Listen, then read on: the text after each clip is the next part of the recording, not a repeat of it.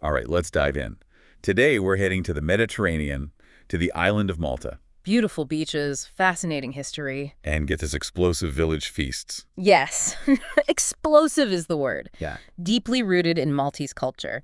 They blend faith, music, food, and fireworks. So we're talking like walking through a charming village, Right. and all of a sudden, there's music and the smell of amazing food and decorations everywhere. That's it. And what's amazing is they happen practically year-round. You're kidding. So, like, almost every weekend there's a party. Pretty much, yeah. Feasts almost every month. Some even have a bunch at once. Wow. Like January starts with the conversion of St. Paul and Mdina and the Holy Family in Iklin. Okay. But August is the big one. Ours. Peak season, the whole island is buzzing. It all leads up to the Assumption of Our Lady. Uh-huh. 9 different villages celebrate it on August 15th. No way, 9 different villages on the same day. That's serious dedication. It is. Okay, so for a first-timer, which feast would you recommend? Where's the best place to start?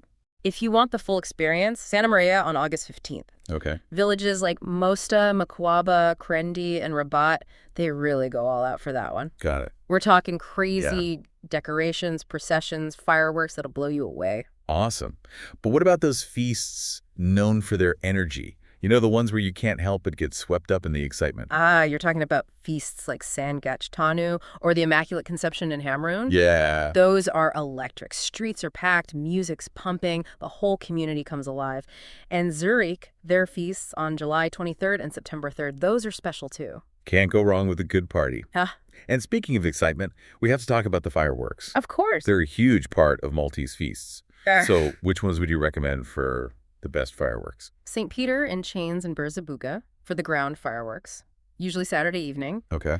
And Lija for Christ Our Savior on August 6th. And Makwaba on August 15th. Their displays are legendary. Okay, noted. So we've got grand feasts, passionate feasts, and feasts that'll set the sky on fire. But can you paint us a picture of what it's actually like to be in a village during a Maltese feast? Okay, so picture this. You walk into a village that's totally transformed. Right. Streets are covered in banners and decorations, pavilions and lights everywhere.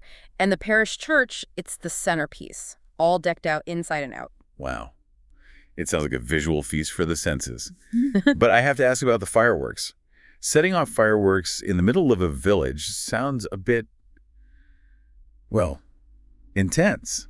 Are they safe? Oh yeah, safety is a big priority. Most of the big fireworks are actually set off from the outskirts of the village. Oh, okay. Plus, there are lots of regulations and professionals handle everything. That makes sense. But like with any fireworks, you got to keep a safe distance and listen to the organizers. Right. Safety first.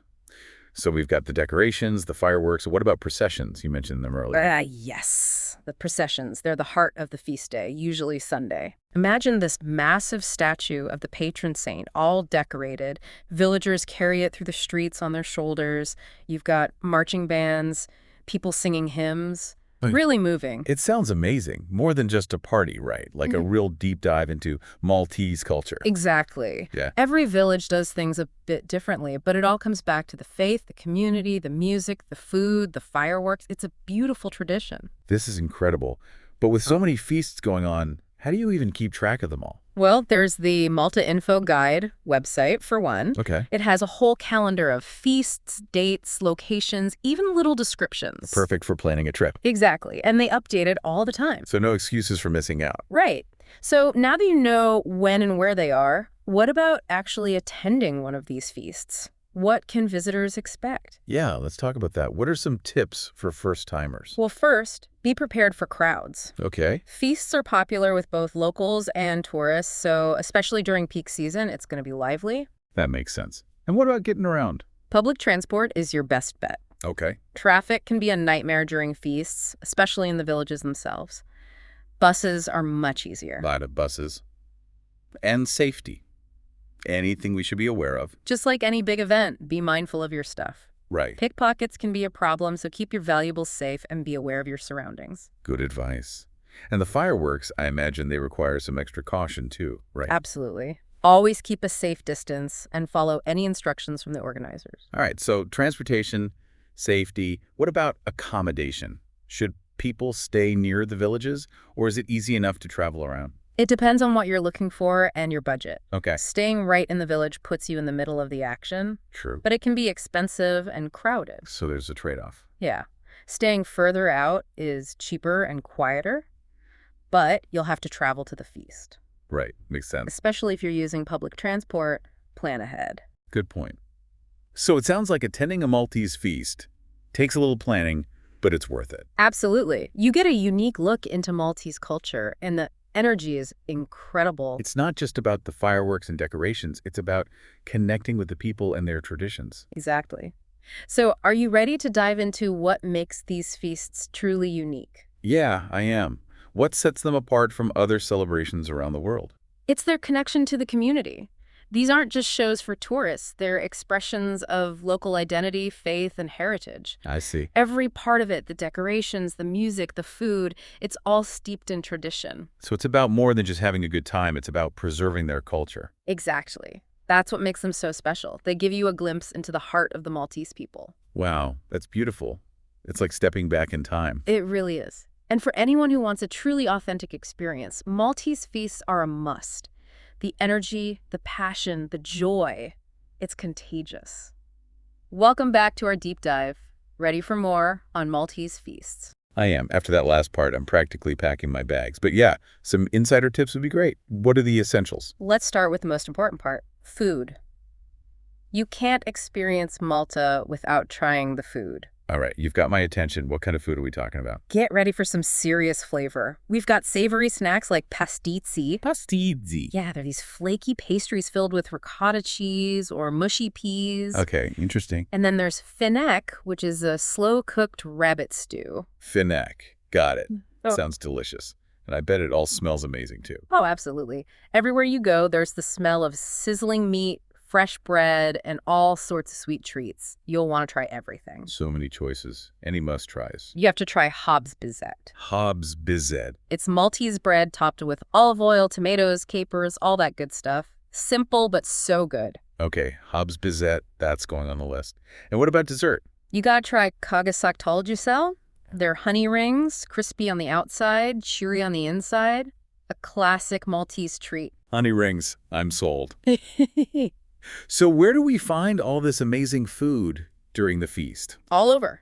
There are food stalls and vendors lining the streets. Some feasts have designated areas where you can sit down and eat. So it's like a giant food market, but with the excitement of the feast going on around you. Exactly. And don't be afraid to try new things, talk to the vendors. It's all part of the experience. Great advice.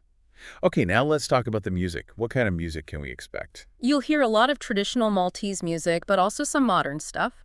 There'll be marching bands parading through the streets. Oh, cool. I can already picture it. And in the evenings, you'll find live bands playing in the squares. Nice.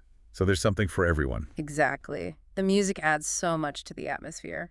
And speaking of atmosphere, we can't forget the fireworks. Yes, the fireworks. Any tips for getting the best views? Timing is key.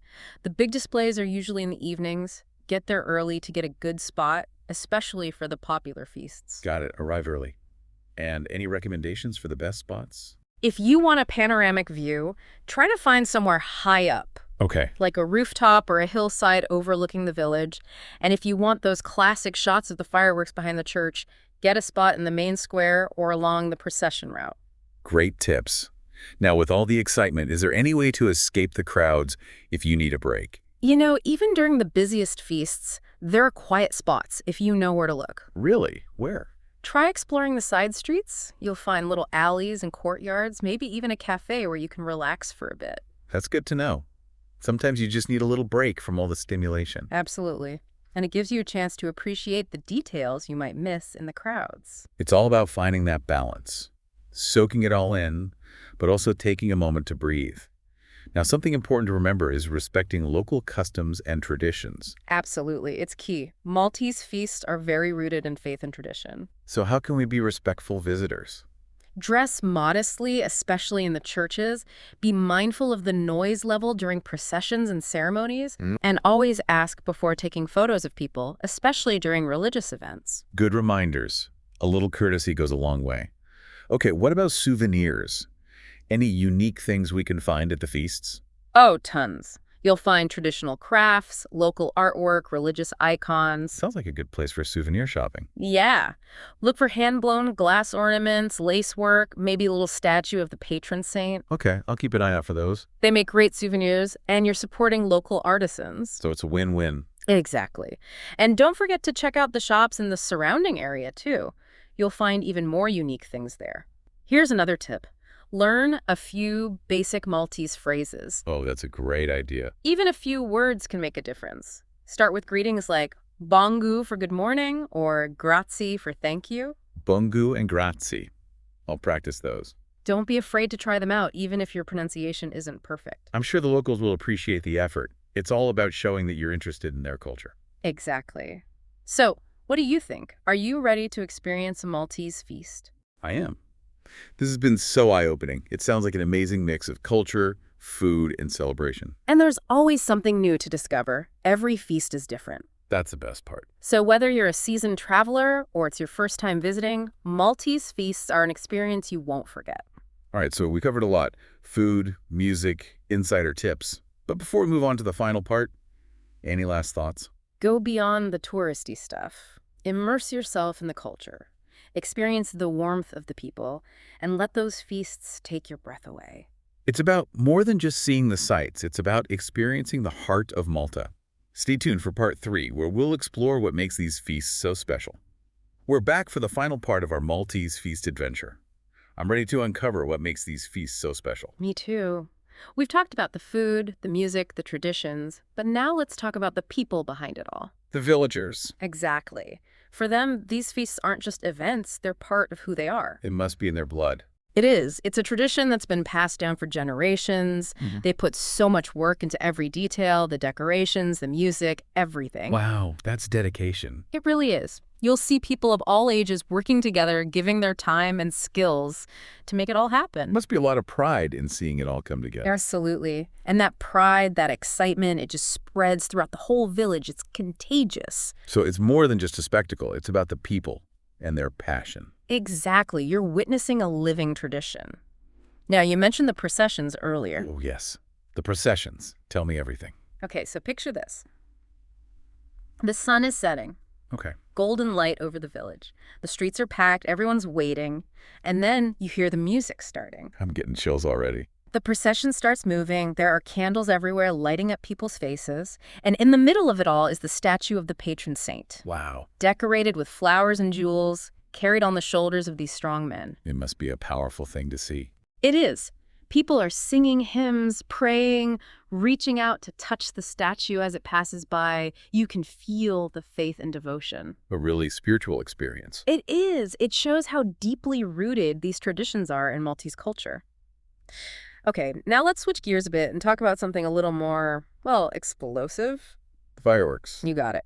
Maltese fireworks are truly something else. They're known for their artistry and their scale. I've heard they're pretty incredible. They are. The fireworks makers here are masters of their craft. It's a skill that's passed down through families. Wow. So it's more than just fireworks, it's an art form. Exactly. They're not just making loud noises and bright lights. They're creating these incredible designs and patterns in the sky. I bet it's amazing to watch. Oh, it is. You'll see all sorts of crazy shapes and effects, like waterfalls of sparks, spinning wheels, even dancing figures made of fire. Sounds like a whole show. It is, and every display is different. Each one shows off the skills of the local fireworks makers. That's amazing.